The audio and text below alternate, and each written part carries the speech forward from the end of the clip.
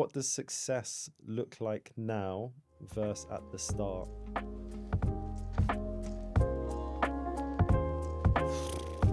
I mean, at the start, it was just making sure all the bills were paid at the end of the Yeah. month, probably. Whereas now, I think like financial security is really key. Like, I think we've always tried to be responsible and say like, let's have like 3 months of overhead, then let's have 6 months of overhead in the business. Then let's have 9 months to make sure like if there were rainy days ahead, like we could be fair to people. I think achieving those things feels like success, feels great. So I think for me as a business, there's that element, the financial responsibility and security. Then on top of that, there's maybe like success now looks perhaps like what are we investing in? Like obviously we're spending a lot on our marketing. We've always spent a fair amount on sales.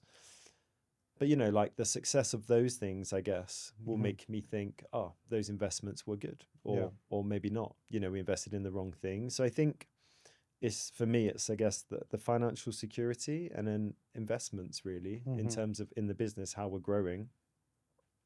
Are they going to pay off, and can we do those things? Like, can we do PPC and do SEO really well? And what about AI? Like, how do we make sure that ChatGPT is telling people to use soul spaces? Like, all of those things are really, really key for us for now and for the next 5 years. So I think success of the next 5 years for us would be like having the best marketing capabilities in our industry. You I know, think for me, I think we can all be like, and again, we don't talk about this and probably don't reflect on it enough. But we touched on the tech businesses that are loss making, right? yeah, And 10 years in, they're loss making, and even some of our competitors who are heavily funded, you know, are loss making. yeah, And then say, actually, we've never been loss making. We've always been profit because obviously we're bootstrapped. We have no, benefactors, whatever. All these things come into play. But actually, year on year, we should look at it and go, we are successful because we've always been profitable and we've always been responsible.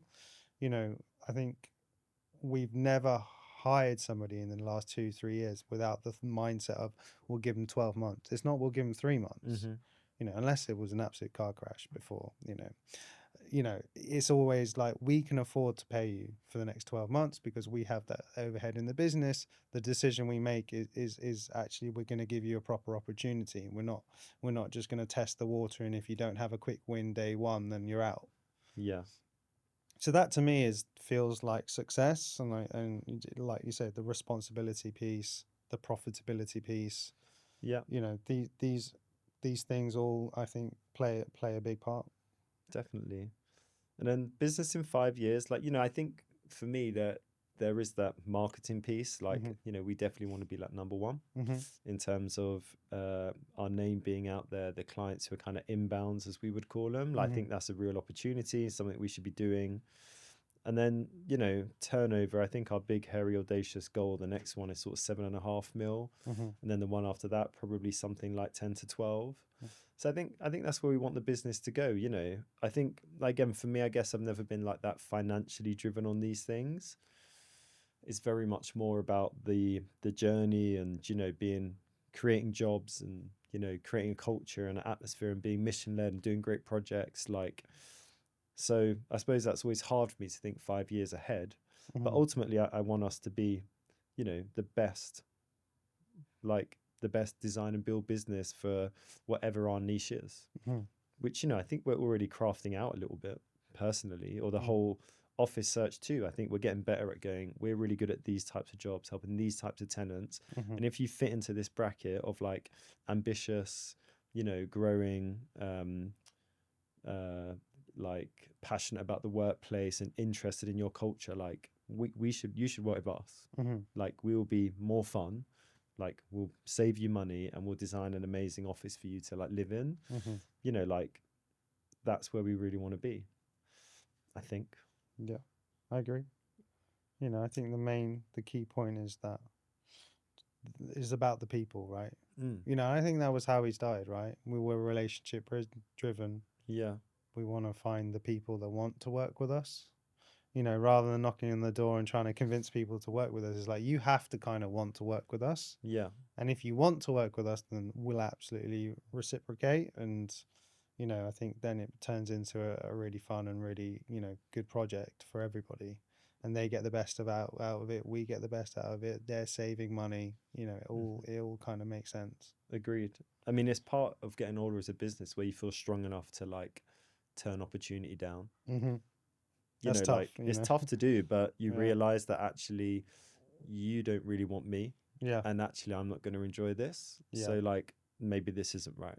I'm not going to chase this, and I think that that's a real growth mindset for a young business too. As soon as you can do that, that's Hmm. where you can kind of go, oh, we've matured a bit now. Yeah. But for the right client, like that's what you want to be striving for and really enjoy working with. Yeah. What scares you about the next phase? Yeah, I think what we said earlier really about not knowing whether you're going to be good enough Hmm. ultimately, like you'll never know until you're in that situation. So I think maybe it's a bit selfish, Hmm. but I think it's just whether I'm going to be good enough to, partly lead the business in that next phase of growth. Hmm. I mean, that is it. I mean, I remember I always wanted to be like, really test myself in business. Like, could I be CEO of like £100 million business? Like, I really want to know. And I I suppose think you could do I it. maybe, hopefully we'll find out. Yeah. Yeah. But I suppose that's it. I think in a business, like everyone has their um sell by date. Hmm. Even the owners, like in a business's biggest limitations are its owners. Hmm. Like the business cannot scale as it can only scale as far as we can scale it ultimately. And if we are the limitation, we need to get out of the way. Hmm. That's the truth. So even we have like a sell by date, I guess. And I guess my big fear is like, at what point do I go, Mm. oh, I'm the issue, I'm the problem. So I mean, look, it's also exciting Mm. because ultimately if you're at a certain level that you can no longer do that and you can bring in an amazing CEO or whatever, like that's only going to be good for the business. Mm. But I suppose all that comes to mind on a selfish piece on the next phase of a business is like, you know, am I going to be good enough ultimately? And let's say you will just never know until you're there. Mm. That's the truth. But yeah, that's it for me. How about you? I think the growth is all about bringing in the right people, right? Mm. So the recruitment phase, does X person rock the boat? Yeah, I suppose it's quite difficult to scale up because you bring people in. That means the overhead is higher. That means, you have to do more business. Does an extra person necessarily correlate with doing more business? yeah, I think those are always the questions that I'm asking myself. And then, we've been really consistent as a business on the office search side, but then, what happens if you have a year where it all just, is a complete car crash? And I mm. think those are the things that kind of scare me.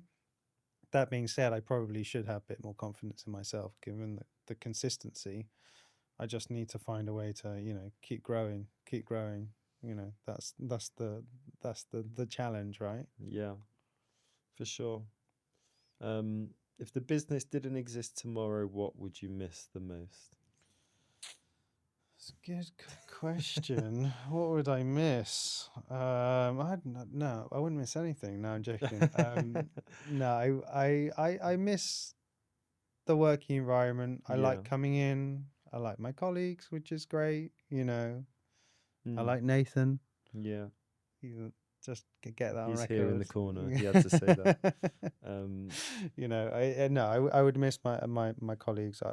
I like that the morning chats, whatever it's regarding, whether it be TV programs or football or whatever it is. It's Nice. nice to have. And yeah, I think for me, Soul Spaces has been everything, really. Aside from my family, has been my third child, Mm. and given me a new lease of life, a goal, something to strive to. Yeah.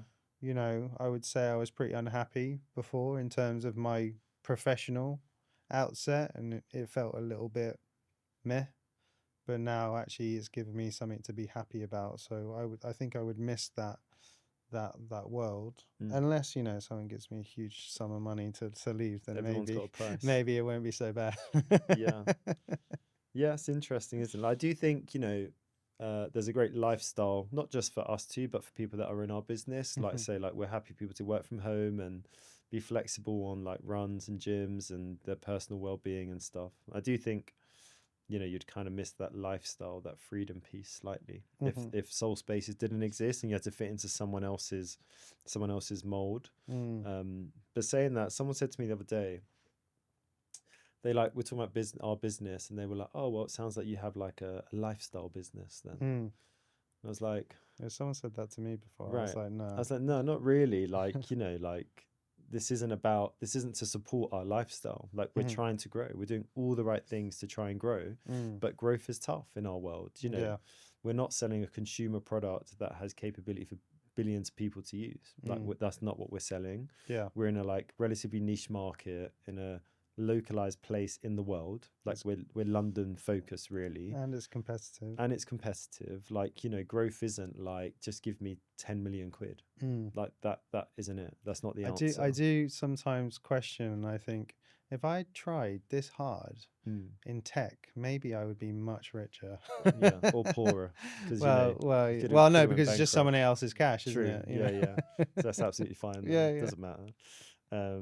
But yeah, I don't know. It was a weird thing.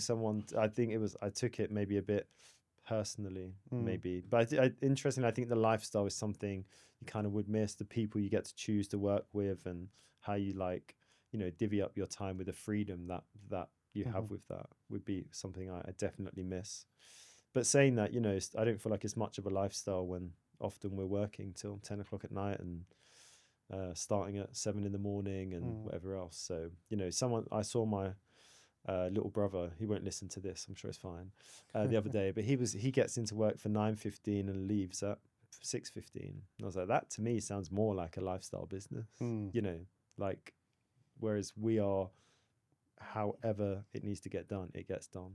You know. Yeah, and I guess like, you know, the perks of being a founder are that I can sometimes take the kids to school. Yeah. And I can go to the assemblies, and I don't miss those things that are important and that unfortunately a lot of people do miss. Yeah. But I guess on the flip side is, you know, on the days that you've got to get shit done, you've got to dig in and do it until, you know, every now and then I'll do like an all-nighter. And the reason I do that is because I go, okay, well, at least by the morning, I know that I won't have this admin or this stuff hanging over my head. But then I'm going to lie in and I'm going to have a good sleep. And so you know, it's the nice sort of the trade-offs, right? I feel like for the whole business, we try and give people that freedom. So like, I would never want any of our employees to miss their kids, like whatever's important. You know, like I don't go to all of my kids' assemblies because like I think I've got Shiloh, obviously, who's like 8. I thought you were going to say, I think they're boring. Well, I do. That's why I don't go. But obviously, I've been to like a few, and then I realized that, oh, actually, it's not that big a deal. Like, you know, so I don't go to them all, but there are other things that, like, you know, wouldn't miss, etc. So I feel like with our employees, people that work with us, as we prefer to say them, for us, like, you know, we have that kind of mentality for them too. So I guess it's the whole lifestyle and culture we've created would be like sorely missed.